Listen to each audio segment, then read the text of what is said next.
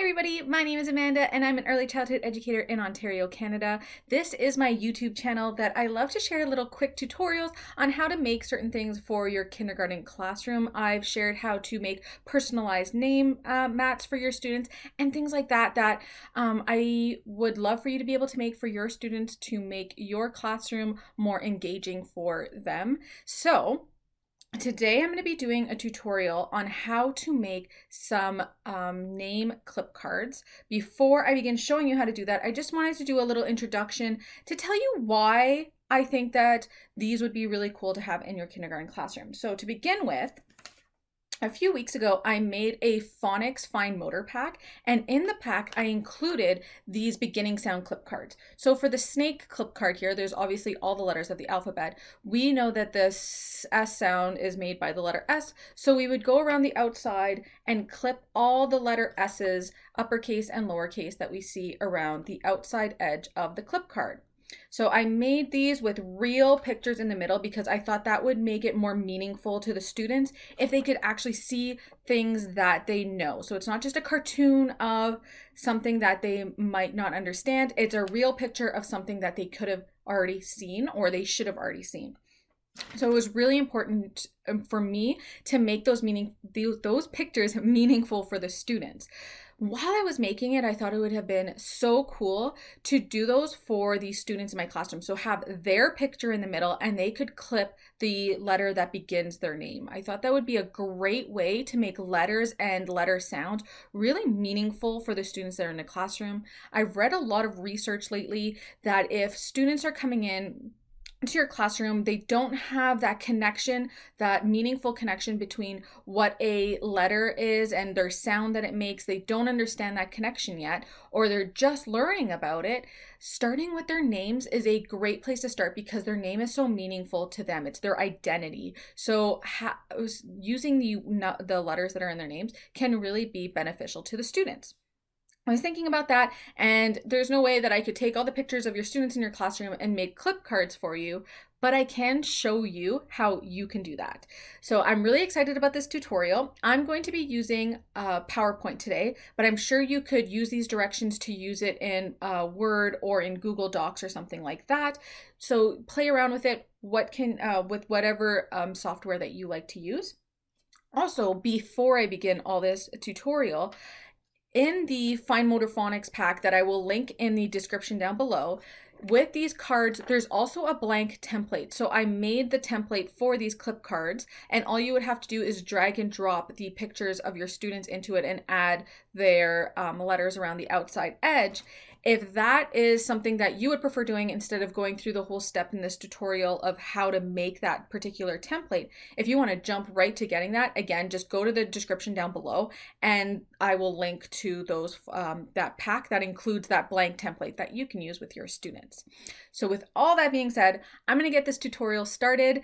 Make sure you're subscribed to my channel so that you will be informed whenever I make any more of these tutorials. Let me know in the comments if you like this one. What else would you like to see on this channel? I'm always looking for new ideas, new little quick tutorials that I can make for you guys. So again, let's get started.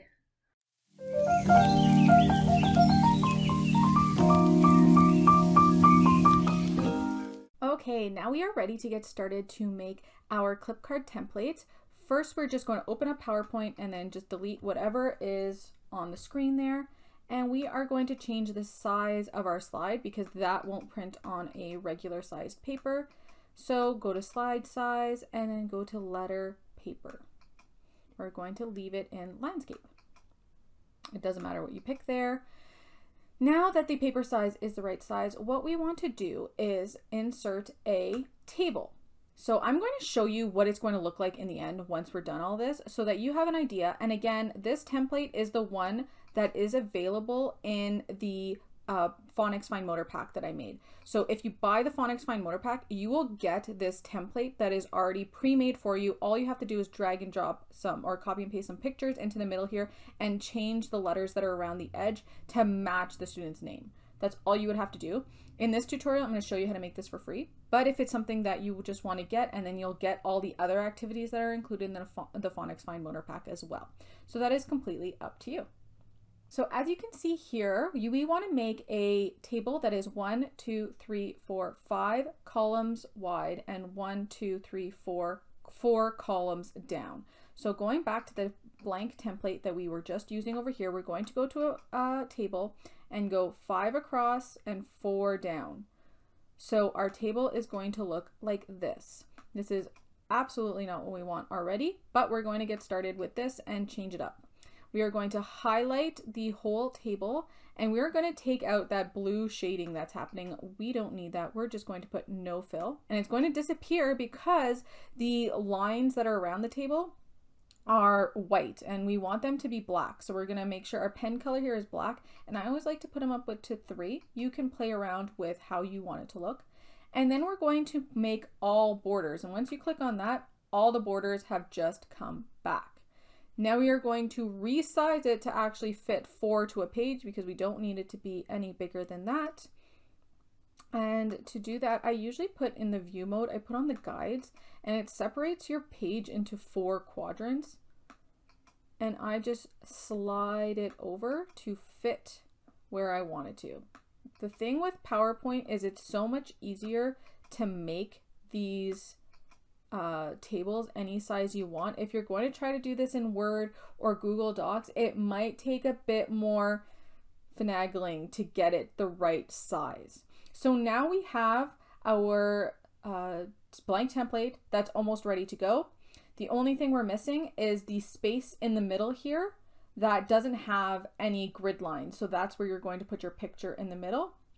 So coming back, you're going to select the middle lines that we have going here, and we're going to just change the colors of those to white. So select the white, and we just have to select the border that's in the inside. So the inside borders, if you just click on those, it makes those disappear, and now we've got the perfect template to get us started. The next part is of course going to be the letters that are on the outside edge of our clip cards.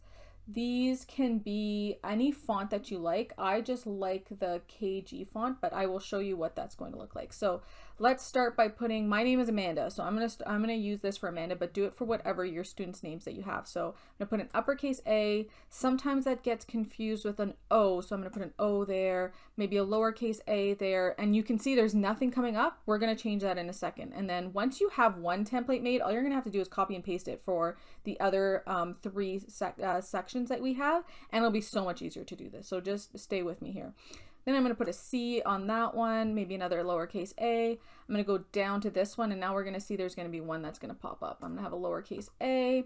Oh, and I like to turn off the automatic capitalization when I'm doing this. So stop auto capitalizing the first letter, because or else all your uppercase letters or all your lowercase letters are going to just automatically turn into uppercase, and that's not what we want. So an O, E, let's do another uppercase A, uppercase H, maybe an uppercase I, another lowercase letter here, an E, uppercase or lowercase a, and maybe an uppercase a. So now that we've got some letters around the outside, you can of course change them to whatever you want. I'm going to highlight the whole thing again, and as you can see, these guys have popped up all over here. They're just white for whatever reason. At least the automatic setting that I have when I create tables in PowerPoint, and I've just never bothered to change it, has the first row as white letters, I guess because it was a dark blue when we first started off. Doesn't really matter.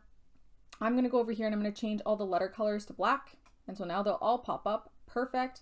And then I like to use the font KG primary penmanship. This is the font that I like to use because it has the proper formation, not the proper formations, but the non-fancy lowercase a options, and it just has a really clear font. Again, I'll link that in the description down below if you want this font. And if you download this editable template, it'll show you right here that you can just click on this and it'll bring you to that font directly, so you'll be able to use it for this blank template that I have for you there. So now again, because of the template that we used when we made the chart, for whatever reason, again, the first line is always bolded. So I just bold everything and then unbold everything. And then let's go and increase the font. that started making it bigger. So 44 looks like it's a great font for this. You can again play around with it. Now heading over to the layout option, now we still have highlighted all of our letters. We're going to center them and then center them in the middle as well. So now we have these letters that are all around the outside that are all the same size. They have a great font. They're all in black and they're all centered. Let's see if I can even make it a little bit bigger now that we've centered it. No, it's still gonna just increase the size. So that's perfect right there. That is the template that we can reuse for all the students in our classroom. Now, if you want to copy and paste the blank template, see how I went off of the page where there's no objects or anything on the side here? I click and I drag and it just highlight the whole area and it will select the table for you. You can also just right click on it. So if you're not on it, I'm just so used to dragging everything. So if you click on the outside edge of it and right click, you'll be able to copy it and then just click somewhere else where there's nothing and then paste it. And now you've got a second one that you can just drag and drop to this side, paste it again, drag and drop it to the middle or to the bottom, not the middle. I guess you could put it in the middle. I don't know what that would serve you. And then to the right bottom side. So now we've got our blank template that we can reuse for all the students. So it seems a little bit complicated to make one, but once you've made one, you've made them all. So it's really easy to do. You can also duplicate this slide by right clicking and clicking duplicate slide. And now you've got a second one that you can use as well. So if you have 30 students in your class, well, now you can just do it for and then the 30 students, you can just keep duplicating the slide so you're not recreating it every single time. So that's great. We have these clip cards, but we still don't have the picture. I took a lovely picture of myself earlier so that I could use it. I am going to right click and copy the picture, come back to my blank template, and then I am going to paste it. Now I've got this, oops, it didn't paste properly. Now I've got this humongous picture of myself. I don't want it that big. I can just resize it and bring it to the middle. I took a square picture because that's just the automatic setting I have on my phone. But if you take a longer one, it'll fit in better. And I want to try showing you a trick right now. Let's see if it will work. If it does work, this could be a pretty cool option for you to use with your students. We're going to go to remove background. So this will work on any picture, but it doesn't work perfectly every time. I tried to take my picture on like a solid background to see if this will work.